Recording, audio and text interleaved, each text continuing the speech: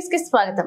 సంక్షేమ పథకాల అమలు వాటి పనితీరుపై జిల్లాలోని శాఖపరమైన అంశాలపై క్షేత్రస్థాయి పరిస్థితులపై ఆచార్య నాగార్జున యూనివర్సిటీలో సాంఘిక సంక్షేమ శాఖ ఆధ్వర్యంలో నిర్వహిస్తున్న వర్క్ షాప్ కు రాష్ట్ర సాంఘిక సంక్షేమ శాఖ మంత్రి డోల బాలవీరాంజనేయ స్వామి హాజరయ్యారు. ఈ సందర్భంగా మంత్రి మాట్లాడుతూ రాష్ట్రంలో సాంఘిక సంక్షేమ హాస్టల్లో పనితీరుపై సూచనలు అందించడంతో పాటు కార్యక్రమం నిర్వహించడం జరిగిందన్నారు. గత 5 ఏళ్లలో గత ప్రభుత్వం ఎస్సీ కార్పొరేషన్ నిర్వీర్యం చేశారన్నారు.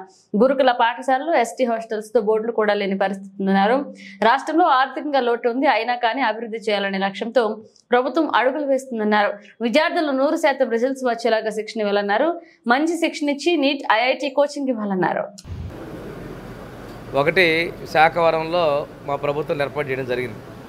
సరే, గత ప్రభుత్వం మార్చిన తర్వాత ఒకవైపు అంబేద్కర్ గారి పేరు, రెండో వైపు ఆనాటి ముఖ్యమంత్రి పేరు పెట్టుకోవడం జరిగింది. దాని మీద ప్రజా సంఘాలు కొంతమంది అభ్యంతరాలు తెలియజేశారు. అది ఆ ప్రభుత్వంలో మీరు చూశారు, ఎవరు బయటకు వచ్చేటువంటి మాట్లాడే స్వేచ్ఛ లేదు. ప్రభుత్వం మారిన తర్వాత అందరూ వస్తున్నారు. ఎవరో అంబేద్కర్ వాదులు ఆ పేరు తొలగించారు, అంతేగాని అంబేద్కర్ విగ్రహం మీద ఒక సూదిమన్నంత డ్యామేజ్ చేయలేదు, శృతివనాన్ని ఎక్కడ కూడా పాడు చేయలే. కానీ ఆ పార్టీ నాయకులు, వైసీపీ నేతలు ఢిల్లీ దాకా national SC ST commission Ambedkar మీద దాడి చేశారు, స్మృతివనం మీద దాడి చేశారని ఎప్పుడు కూడా ఫేక్ ప్రచారాలు చేస్తున్నారు. ఫేక్ సీఎం నాయకత్వంలో పనిచేసినట్టు వాటిని మేము తీవ్రంగా ఖండిస్తూ ఉన్నాం. మేము కూడా ఆ ప్రాంతంలో పేరు పెట్టినన్న తర్వాత అది ముఖ్యమంత్రిగా పెట్టారు, దాన్ని పరిశీలన చేద్దాం అనుకున్నాం. కానీ ప్రజలే మార్పు చేసుకున్న దాన్ని వీళ్ళు రాద్ధాంతం చేయడం కరెక్ట్ కాదు. ఈరోజు వచ్చేసి మాట్లాడుతున్నారు, డాక్టర్ బిఆర్ అంబేద్కర్ విదేశీ విద్య అనేది పేరు తీసేసి జగనన్న విదేశీ విద్య అనేది పేరు అనుకున్నప్పుడు వీళ్ళు అక్కడికి వెళ్ళేసి నేషనల్ ఎస్సీ ఎస్టీ కమిషన్ కలిసి ఉంటే రాష్ట్ర ప్రజలు హర్షించేవాళ్ళు.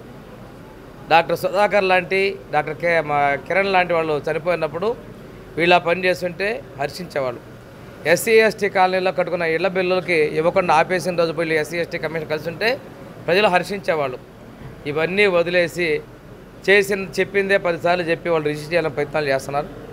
మీకు ప్రజలు ఒక మ్యాండేట్ ఇచ్చారు, మీకు పక్కన పెట్టారు అనే విషయాన్ని కూడా కనీసం 2 నెలలు కూడా పూర్తి కాకముందే మీరు ప్రభుత్వం మీద బురద జల్లే కార్యక్రమాలు చేస్తున్నారు. ప్రజలు విశ్వసించలేదనే విషయాన్ని మీరు అర్థం చేసుకొని ప్రయత్నించారు. భవిష్యత్తులో సమీక్ష చేసి నిర్ణయం తీసుకుంటామండి. తర్వాత ముఖ్యమంత్రి శ్రీ నారా చంద్రబాబు నాయుడు గారి ఆధ్వర్యంలో తెలుగుదేశం, జనసేన, బీజేపీ ప్రభుత్వాలు పేదరికం లేని సమాజం చూడాలని లక్ష్యంతో ముందుకెళ్ళడం జరిగింది.